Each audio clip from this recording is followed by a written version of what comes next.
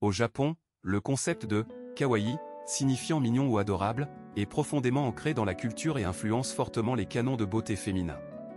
Contrairement à la notion de beauté occidentale, qui privilégie souvent des traits plus marqués, le « kawaii » valorise une apparence douce, juvénile et délicate. Cette esthétique se traduit par plusieurs caractéristiques, certaines considérées comme classiques, d'autres plus originales. Les lentilles de couleur, par exemple, sont extrêmement populaires au Japon et considérées comme un accessoire, kawaii. Leur utilisation est tellement répandue qu'elles sont vendues dans une vaste gamme de couleurs et de designs, proposant des effets naturels ou plus extravagants. On les trouve facilement dans les magasins de cosmétiques, les pharmacies et même dans les distributeurs automatiques.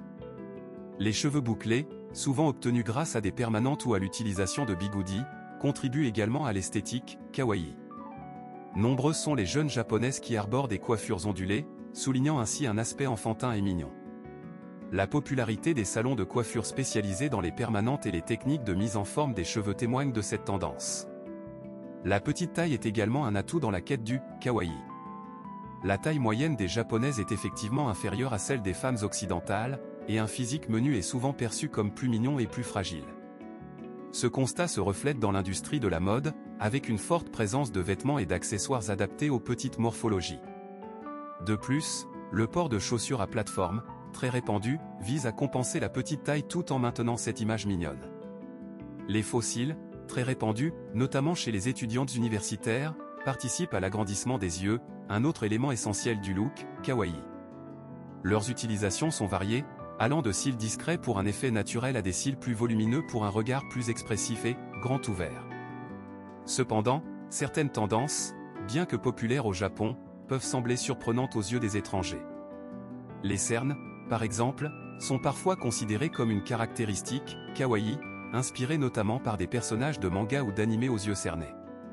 On trouve même en vente des cosmétiques spécifiques permettant de simuler des cernes, voire des patchs à coller sous les yeux pour cet effet.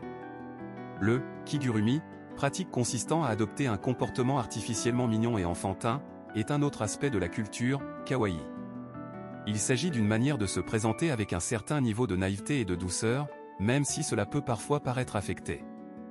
Enfin, l'utilisation excessive de fard à joues, appliqué en grosses touches circulaires sur les pommettes, est une pratique courante pour créer un look kawaii. Ce style, qui peut paraître artificiel pour certains, représente une caractéristique identifiable de l'esthétique japonaise. Il est intéressant de noter que cette tendance s'observe particulièrement chez les jeunes femmes, soulignant une fois de plus le lien étroit entre kawaii et jeunesse. Cette application de fard à joues, souvent rose vif ou rouge corail, contraste souvent avec un teint pâle, accentuant ainsi l'effet de poupée.